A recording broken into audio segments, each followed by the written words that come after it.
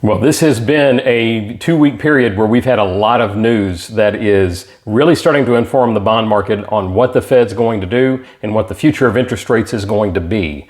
So jobs numbers came in this morning. We're going to talk about how that report is moving the markets and whether it's going to be a sustained trend. So the question is, have we turned the corner in interest rates officially? That's what we're going to talk about on this morning's call. Jobs report. BLS report. We've talked a lot on this video around how challenging it has been to get accurate numbers out of the Bureau of Labor Statistics. There has been tremendous misses regarding this report. We talked at length a couple of weeks ago around the fact that this report was revised downward by 818,000 jobs for the year ending in March. Since then, we've had an additional 400,000 job revisions downward. So we're talking 1.2 million fewer jobs than the BLS has reported over the last 18 months. So the question is being openly asked now, what are they doing with these numbers? And why are they so skewed? There's a number of reasons. There's a lot of speculation. Could be the massive amount of illegal immigration that we have experienced over the last 2 years that is skewing these numbers. It could be a very flawed birth-death model that we have seen in these numbers. But let's get to what they reported. 160,000 new jobs were expected, 142,000 jobs were received, and we had 86,000 jobs removed from the prior 2 months for June and July. So with all of that, the jobs numbers are weaker than expected. That, folks, in the short term, it's not good news for the folks that are unemployed or are having difficulty finding a job, and we don't want to minimize their pain in any way. But the focus of this video is to talk about what it means for interest rates and what does that mean for the Fed and how much they might move at their September 18th meeting. All the debate going into that meeting is around whether they're going to move a half or whether they're going to move a quarter. Well, there was one aspect of this report, y'all. The headline number is that unemployment dropped in this report. And again, this is partly how the methodology of calculating these numbers comes to be. And there is some smoke and mirrors involved in this, but the all-in unemployment rate dropped from 4.3 to 4.2. That was unexpected. Given that tightening of the labor market, at least in the rate, in the headline number, we have seen some revisions in what the market is expecting with regard to the Fed. There's a tool out there, the CME FedWatch tool, which we've mentioned many times on this video.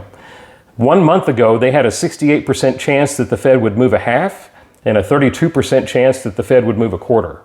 Today, that's cut in half, y'all. They now, more than that, cut by 2/3. They now have a 27% chance of the Fed moving a half and a 73% chance of them moving a quarter. So the chances of the Fed being more aggressive have actually decreased from the folks that actually track voting members of the Fed.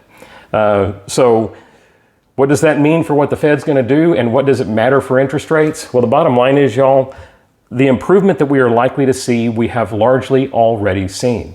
Interest rates, as we've said in the last several calls, are 3/4 to 7/8 of a point lower than they were 3 months ago. So the pricing associated with what the Fed might do is very much baked into the bond market, because keep in mind, the Fed doesn't set mortgage rates. The Fed does not set long-term rates. What the Fed effectively does with the discount rate that they do control is they set the temperature in the room for bond trading. They do have an impact on bonds and how they are purchased and who buys them and in what quantities with their policies. You don't want to hold a fixed income security if you expect it to lose value over time. So the Fed does have a voice in informing bond traders on the direction of fixed income prices and whether it's a good idea to buy today or tomorrow. So in that regard, they have an impact on rates because that's the market that funds the capital that we lend. Here's where rates are, y'all. Not a huge change. 6.35 is where we are today in the Mortgage News Daily tracking for a 30-year conforming loan. Again, these are national averages. We were at 6.43 a week ago, so we're a hair better. We were at 6.52 a month ago, so not quite a 1/4 of a point improvement over the last 30 days. And y'all, I think we're going to hover. We may see another 1/4 of improvement going into the Fed meeting, but if the Fed then only moves a 1/4, then y'all, we're going to see significantly higher rates. So I'm telling you, I talked to a number of borrowers that are on the fence waiting for the Fed to start cutting interest rates, and I spend time to inform them that that may very well be a mistake, because the market has priced in nice improvement in rates already leading up to where the Fed's going to be. All the Fed can really do at this point is mess that up. So hopefully y'all can help me get that messaging out there. We are starting to see a pretty significant upturn in activity. Our apps are up, our locks are up, our activity is increasing, and that's going into a slower time of the year because there's a lot of pent-up demand, y'all. The bottom line is we are finally seeing the beginning of the end of this rate apocalypse that we have been in. And we have had rates for the last 2.5 years. You have to go back 22 years to have them as high as they have been for the last 2.5 years. And we're finally seeing that drawing to a close, and we are on the downhill slope. So as that continues, we're going to talk about it every week. I appreciate y'all. I appreciate your business. We're always blessed to have your referrals. Contact information on the screen. We're always going to take care of your folks and make sure they time their lock-in properly.